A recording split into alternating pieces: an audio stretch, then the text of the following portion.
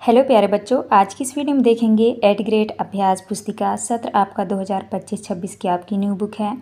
कक्षा 5 विषय हिंदी। तो प्यारे बच्चों, आज की इस वीडियो में देखेंगे कक्षा 5 के बच्चों के लिए जो ये वीडियो है।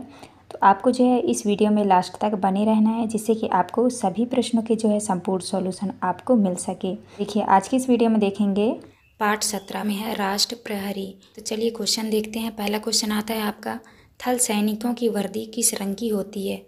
आपको उत्तर में करना है गहरे हरे रंग की। इसके बाद दूसरे में है जल, थल और वायु तीनों सेना का सर्वोच्च अध्यक्ष होता है, तो आपको उत्तर में करना है राष्ट्रपति। इसके बाद तीसरा में सेना की सेवा भावना किस कार्य से प्रदर्शित होती है? तो आपको उत्तर में करना है सेना आपातकाल में जनता की सहायता करती है। चौथे में है चौकस शब्द का समानार्थी शब्द क्या है? तो आपको उत्तर में करना है सावधान। इसके बाद पाँचवें में है सजग शब्द में क्या जोड़ने पर संज्ञा शब्द बनेगा? तो आपको उत्तर में करना है ता। इसके बाद आता है आपका खाली स्थान वाले प्रश्न। तो आपको छठवें में संज्ञा भरना है, सातवें भरना है आपको नीले गहरे। इसके बाद आठवें भरना है आपको प्रसिद्ध, नौवें में भरना है आपको गणतंत्र दिवस और 10वें में भरना है आपको लड़कियाँ। तो आप इस तरह भर लीजिएगा। इसके बाद नेक्स्ट आता है आपका अति लघु उत्तरीय प्रश्न। प्रश्न क्रमांक 11 में है नौसेना को और किस नाम से जाना जाता है? आपको उत्तर में करना है नौसेना को जल सेना के नाम से भी जाना जाता है। 12 में है दिए गए शब्दों के बहुवचन बताइए। तो जैसे यहाँ पे वर्दी का हो जाएगा वर्दियाँ, इकाई, इकाइयाँ। तो आप इस तरह कर लीजिएगा। इसके बाद नेक्स्ट आता है आपका 13 में 26 जनवरी की परेड में सबसे पहले किस सेना के सैनिक दिखे? तो आपको उत्तर में करना है 26 जनवरी के परेड में सबसे पहले थल सेना के सैनिक दिखे। इसके बाद 14 में है नौसैनिक सफ़ेद वर्दी पहनते हैं, वाक्य में आए विशेषण शब्द को लिखिए। तो आपका उत्तर हो जाएगा सफ़ेद। इसके बाद आता है लघु उत्तरीय प्रश्न। प्रश्न क्रमांक 15 में है रेगिस्तान की परिस्थितियों का वर्णन अपने शब्दों में कीजिए।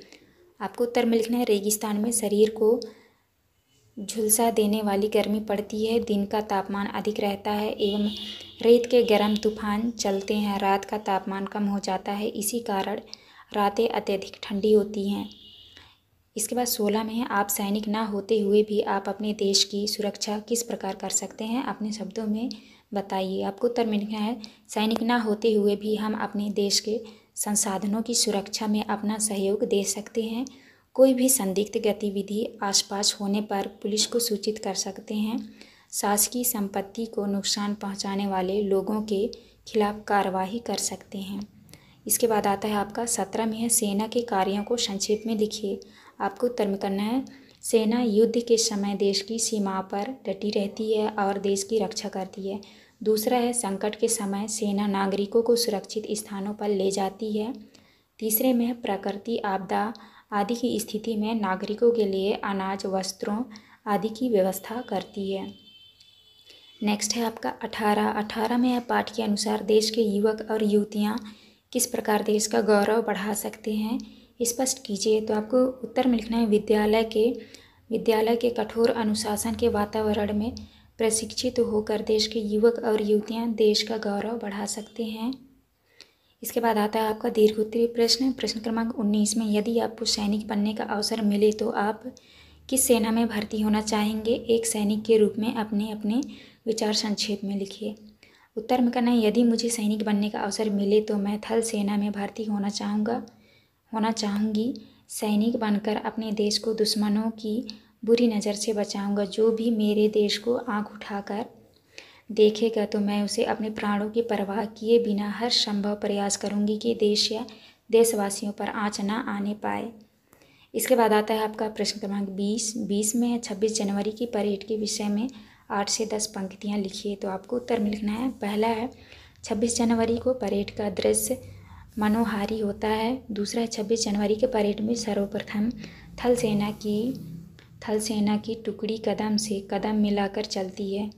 तीसरा पॉइंट है कतारों में चलने वाले घोड़े, ऊँट पर बैठे सैनिकों की शान ही निराली होती है। चौथा में परेड मुख्य अतिथि को सलामी देती है और अपने शौर्य का प्रदर्शन करती है। पाँचवीं में वायुसेना के वायुयान आकाश में विहंगम दृश्य से उत्पन्न करते हैं। छठवां में सेना के पराक्रम एवं शौर्य की झांकियाँ निकाली जाती हैं। सातवां में है कई प्रकार के रंगारंग कार्यक्रमों का आयोजन किया जाता है। आठवीं में भारतीय संस्कृति को प्रदर्शित करने वाली झांकियाँ मन को मोह लेती हैं। तो आपको इस तरह करना है। ये था आपका लास्ट क्वेश्चन। यहाँ पे हमारी वीडियो कंप्लीट होती है। वीडियो अच्छी लगी तो प्लीज़ हमारे चैनल को लाइक एंड सब्सक्राइब करिएगा। मिलते हैं अब नेक्स्ट वीडियो।